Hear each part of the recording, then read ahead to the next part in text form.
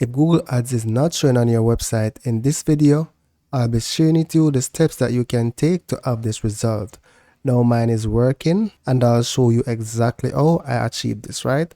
So from your AdSense, select Ads. Here where you see your website, you're going to select Edit.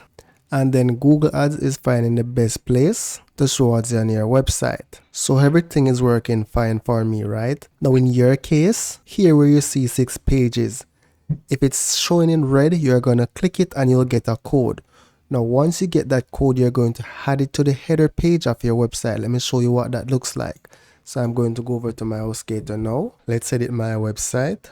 You want to go to Appearance and Theme and then select Theme File Editor. Now what you want to search for in your website is a header.php file, because every page that loads this page, this file loads at the beginning of the page. So you want to identify your head tag where it starts and the head tag where it closes.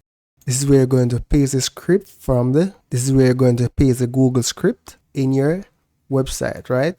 So you want to ensure it's above the header. So it should look like this. Let me format it a little better. So it's going to have your starting tag and your closing tag just before the header tag, and then save.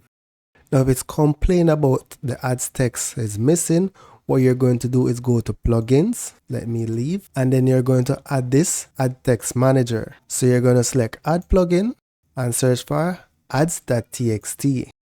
So you're going to install a plugin and activate it, right? So mine is currently active. So let me go back to install plugins and then select settings. Now this one will require that you create an account, and it will show you here. And once you click the link to create the account, it will take you to the website to create the account. So when I click view at txt, it shows me this. So let me delete this part of the website and show you what the website will look like. So let's go to ads.txtmanager.com and remove the specific link for my site. This is what it will look like when you are setting up your account.